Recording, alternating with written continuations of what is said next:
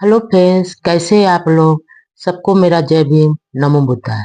बुद्ध और उनका धर्म में दूसरा खंड का चौथा भाग। जन्मभूमि कपिलवस्तु में बुद्ध का आगमन। शाक राज शुद्धोधन और महाप्रजापति द्वारा पुत्र सिद्धार्थ का स्वागत। नंबर 1। सारपुत्र और मोगलान की दीक्षा के बाद 2 महीने तक भगवान बुद्ध राजगृह में रहे। नंबर 2।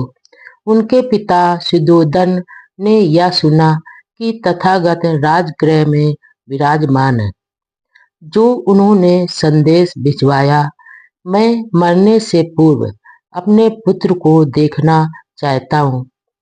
दूसरों को तो उसके उपदेश सा मृत पान करने का लाभ मिला है, किंतु उसके पिता को नहीं और न ही उसके संबंधियों को।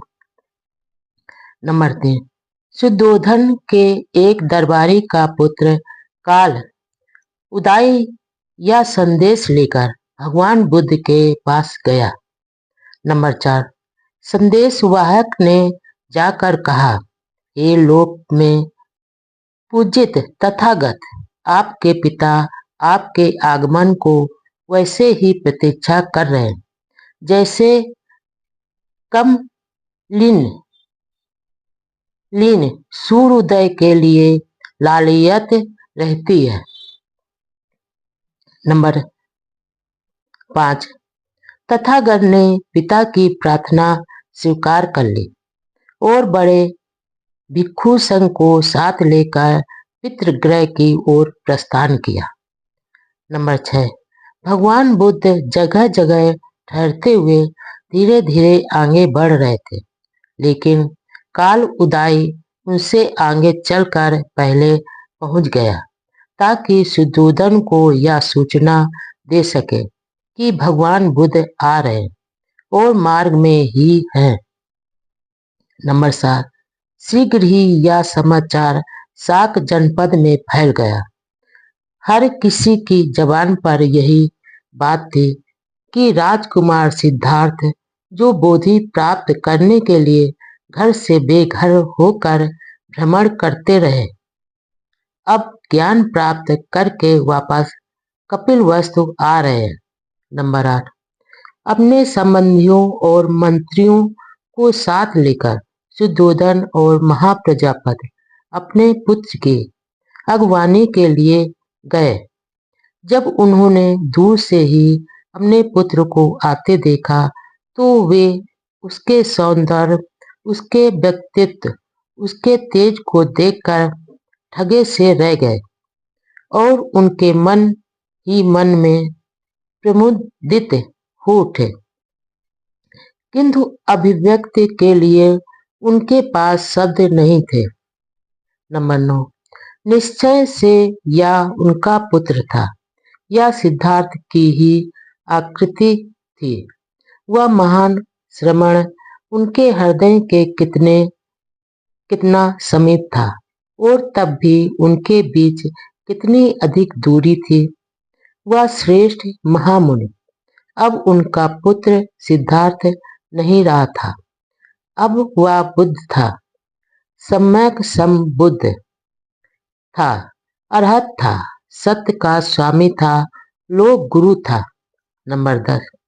अपने पुत्र के धार्मिक पद का ध्यान रखकर शुद्धोधन रथ से उतरे और सर्वप्रथम अभिवादन किया।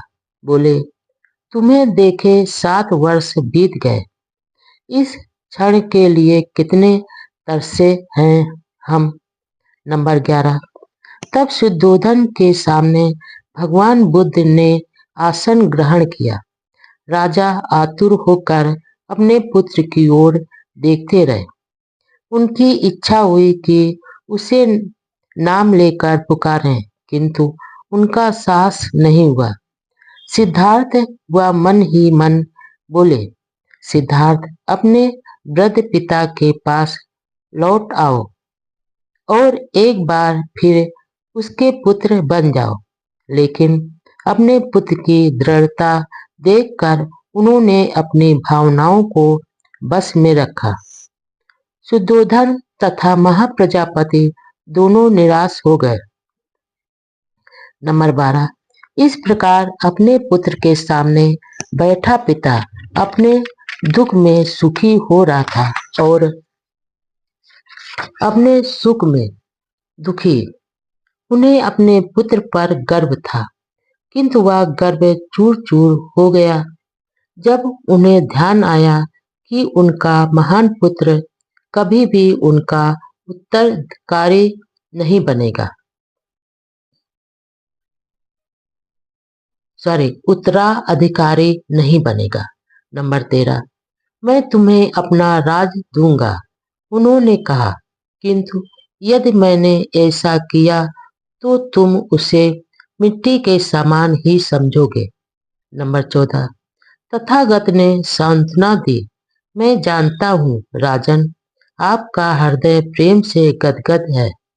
आपको अपने पुत्र के वियोग का बहुत दुख है, लेकिन प्रेम के जो बंधन आपको अपने उस पुत्र से बांधे हुए हैं, जो आपको छोड़कर चला गया, उसी करुणा के साथ साथ आप अपने सारे मानव बंधुओं को गले से लगा लो। अब आप अपने पुत्र सिद्धार्थ के स्थान पर उससे भी बड़े पुत्र को प्राप्त करोगे। आपको मिलेगा वह जो सत्य का शिक्षक व संस्थापक है। आपको मिलेगा वह जो पवित्रता का उपदेशक व मार्गदर्शक है, और आपको मिलेगा वह जो ऐसी शांति और निर्वाण को लाने वाला है जो आपके हृदय में प्रवेश करेंगे। नंबर 15। शुद्धोधन ने अपने पुत्र बुद्ध के ये मधुर वचन सुने तो वह प्रसन्नता के मारे कांपने लगे। वह हाथ जोड़कर आंखों में आंसू भरकर बोले, अद्भुत परिवर्तन है। दुखी हृदय शांत हो गया है। पहले मेरे हृदय पर पत्थर पड़ा था, किंतु अब मैं तुम्हें तुम्हारे महान त्याग का मधुर फल प्राप्त कर रहा हूँ। तुम्हारे लिए यही उचित होगा कि तुम अपनी महान करुणा से प्रेरित होकर राज की शक्ति के सुख भोग का त्याग करते और धार्मिक निष्ठा का अपना श्रेष्ठ उद्देश्य प्राप्त करते। अब धम्म पद की खोज कर लेने के बाद मोक्ष की इच्छा रखने वालों को धम्मोपदेश दे सकते हैं। नंबर 16। भिक्षु संघ सहित भगवान बुद्ध उस उद्यान में ही विराजमान रहे, जबकि शुद्धोधन वापस घर लौट आए। नंबर 17। अगले दिन तथागत ने भिक्षा पात्र लिया और कपिलवस्तु में भिक्षाटन के लिए निकल पड़े। नंबर 18। यह समाचार तुरंत फैल गया। जिस नगर में कभी सिद्धार्थ रथ में बैठकर अपने सेवकों के साथ सवारी के लिए निकलते थे, आज उसी नगर में भिक्षा पात्र हाथ में लिए हुए घर घर में भिक्षा के लिए विचर रहे हैं। उनके चीवर का रंग भी लाल मिट्टी के ही समान है और हाथ में भिक्षा पात्र भी मिट्टी का ही है। नंबर 19। इस विचित्र अफवाह को सुनकर तो शुद्धोधन शीघ्रता से वहां पहुंचे और बोले, तुम इस प्रकार मेरा अपयश क्यों कर रहे हो? मुझे क्यों लजाते हो? क्या तुम यह नहीं जानते कि मैं तुम्हें और तुम्हारे संग को आसानी से भोजन करा सकता हूँ? नंबर 20। तथागत ने उत्तर दिया, यह हमारी वंश परंपरा है। नंबर 21। लेकिन यह कैसे हो सकता है? हमारे वंश में कभी भी किसी ने भोजन के लिए भीख नहीं मांगी। नंबर 22। राजन, निश्चय से आप और आपका वंश राजाओं का वंश होने का दावा कर सकता है, किंतु मेरा वंश तो पूर्व बुद्धों का वंश है। उन्होंने भोजन के लिए भिक्षा ही मांगे और हमेशा भिक्षा पर ही निर्भर रहे हैं। नंबर 23। सुद्धोधन ने कोई उत्तर नहीं दिया।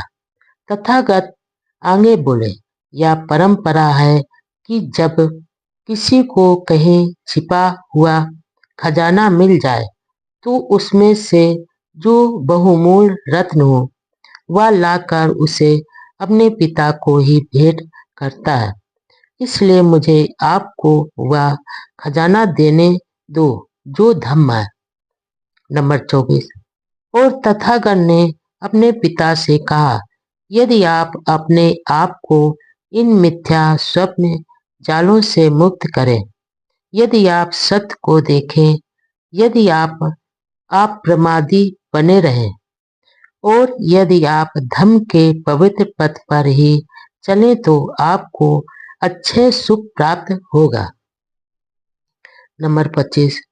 सुद्धोधन ने मौन रहकर यह शब्द सुने और फिर उत्तर दिया, पुत्र, मैं तुम्हारे कथानुसार आचरण करने का भरसक प्रयास करूंगा।